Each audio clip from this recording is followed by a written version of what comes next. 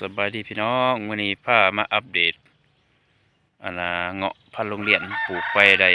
7 เดือนกว่าเลยพี่น้องปลูกไปได้7 เดือนกว่ามื่อนี้สิเอาคลิปยาวมาทำอัปเดตคลิปยาวเนาะเด็ก7 เดือนกว่าก็ต้นกระสูงเกือบเพียงบ่าเลยได้พี่น้องเม็ดกว่าแล้ว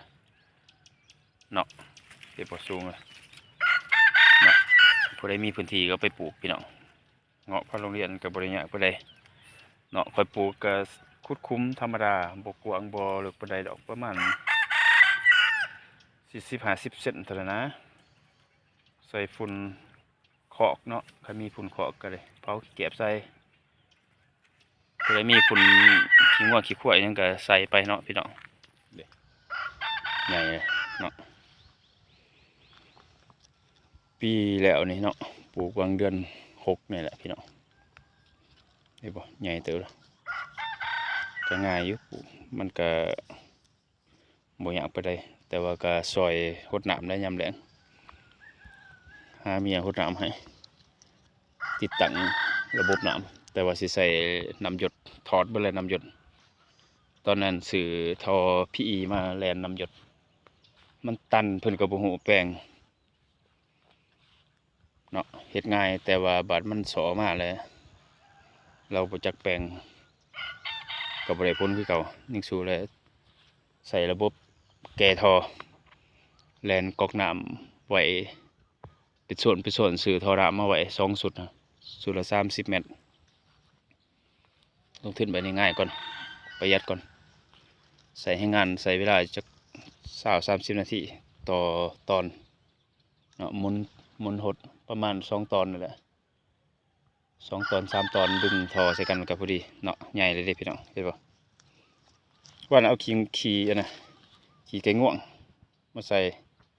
เนาะสั่งแต่ไก่แล้วมาเขี่ยออกตลอดเห็นป่ะ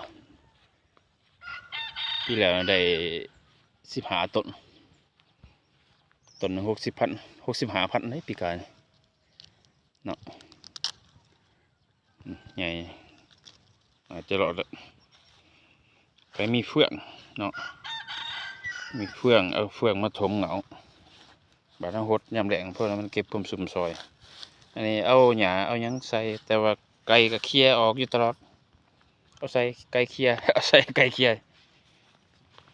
เพื่ออะไรปล่อยไก่เลี้ยงไก่นะตัวใหญ่แล้วปล่อยตัวหน่อยแล้วขังเอาเนาะเงาะพันธุ์ของเงียนตัวนี้เป็นอะโวคาโด1034เนาะว่าในใส่ขี้ไก่ง่วงคือกันตัวนี้บ่ยาวบ่สูงปานใดแต่ว่าอาจารย์เพิ่นชื่อนะอาจารย์แสงคำเกษตรหนองหองเนาะเป็น FC ของเพิ่นก็เลยสิซื้อบอนอื่นก็ยันเข้าตัวเนาะเพราะว่าซื้อมาแต่ปักเสปลูก 4-5 ปีเลย4 ปี 5 ปีนี่ยังบ่ทันมากบ่แน่ใจว่าเพิ่นเอายอดที่ว่ามันเคยออกดอกออกหมากให้ผลบ่มันมาเสียบซื้อน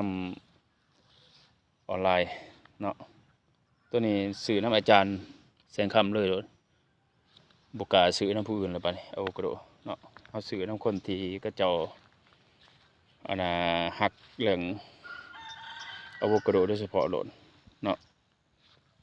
บ่กล้าซื้อนำเพจคนอื่นซื้อสวนทั่วไปก็เบิดพี่น้องแต่บ่กล้าซื้อกันอยากได้เจ้าตัวอย่าบ่ตรงปกตัวนี้เป็น1034อาจารย์เพิ่นว่าพอเป็น FC เพิ่นเด้อว่าส่งเอามาให้ในอาจารย์ลองปลูกจัก3 ต้นก่อนหน้าแล้งปีนี้ก็หน้าฝนปีนี้สิสอกเอามาตื่มอีกตัวย่อยเอาลงอะโวคาโดกันปลูกหลายปลูกตอนนั้นซื้อมาตั้งมีเกิด5 ต้นตัวละ60-70คือกันเด้ซื้อมาแต่บักซองเพิ่นก็ส่งมาให้การแพ็คของเพิ่นก็โอเคอยู่แต่ว่าเฮาก็ปลูกไปได้4 ปี 5 ปีเลยแทนที่ก็จะเห็นดอกนำแต่ค่อยปลูกแกนหันประมาณ9 ปี 10 ปีไว้จังได้กินอยู่บ่อนเฮ็ดเวียกนะ อยู่เมืองกระลึกอากาศก็ร้อนแต่ว่ามันก็ออกแต่ว่าบ่ได้ใส่ฮอร์โมนอีสังดอกพี่น้องปลูกไปตามธรรมชาติน้ำในก็บางเทื่อก็หดบางเทื่อก็บ่หดมันก็ออกมาคือกันอะโวคาโดแต่ว่ามันหักใส่แกนปลูกใส่เอาแกนมาจากปักซอง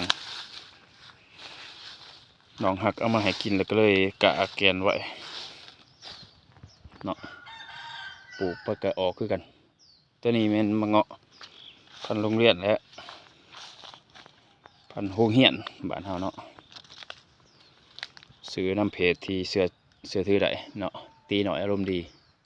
ซื้อน้ำเพิ่นตลอดเนาะบ่กล้าซื้อเพจอื่นคือกันเพจนี้เคยซื้อน้ำเพิ่นหลายเถื่อเลยก็เลยมันตรงปกมีต้นเดียวนี่ขี้หลายกว่าหมู่เนาะซื้อ15 ต้นต้นนี้แหละน้อยกว่าหมู่ต้นอื่นก็โอเคอยู่ใหญ่เบิดต้นอื่นงามอยู่ใส่ได้อยู่สำนี้ก็โอเคถ้าว่าหลอด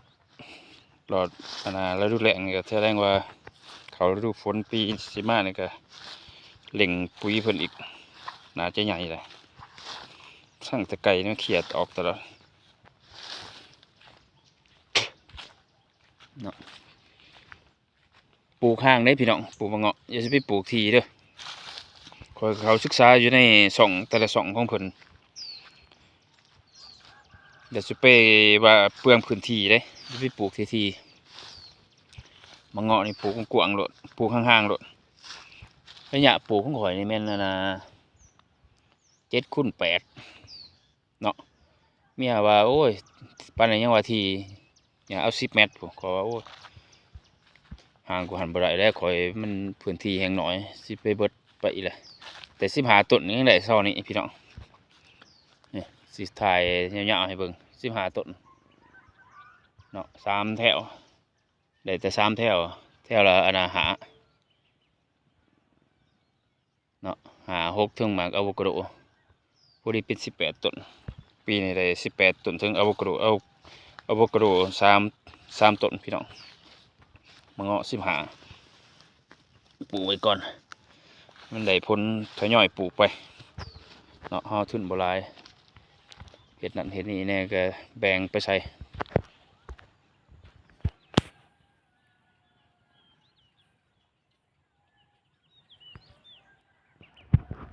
แบ่งปลูกอยู่หั่นแบ่งปลูกอยู่นี่แล้วก็ซื้อนั่นซื้อนี่หลายอย่างก็เลยทุนบ่เพียงพอทยอยปลูกเนาะเห็นบ่พื้นที่เนาะแถวนี้เต็มแล้วแต่ว่าปีนี้สิสั่งมาอีก20 ต้น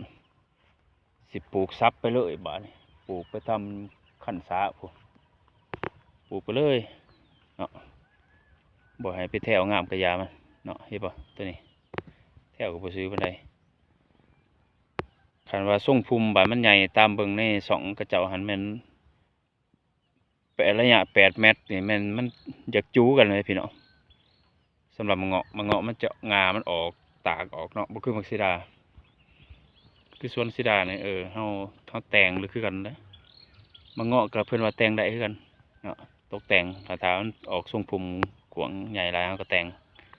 ตอนขายคือกันตอนกิ่งเอาเนาะค่อยบ่ถนัดเรื่องเสียบตาติดตอกติดตาบ่ถนัดปานใดแต่ว่าตอนงาเนี่ยโอเคได้ผลอย่าว่า100เลยเด้กันได้ตอนเนาะป่ามาลายมักซิดานี่มีแต่ตอนงาขยายพันธุ์ออกตื่มบ่อยากผู้ใดซื้อมาบ่หลายเฮาก็ตอนออกได้นี่ขยายออกมันกำลังถอดยอดถึงน้ำเลยถอนยอดเลยเด้อโอเคสำหรับหมาเงาะเอาไว้สำนี้ก่อนพี่น้องอัปเดตให้เบิ่งทีเล็กทีน้อยเนาะถ้าคนมักเกษตรก็หาพื้นที่หาแนวพันธุ์ไปปลูกโอเคพอกันคลิปหน้าพี่น้อง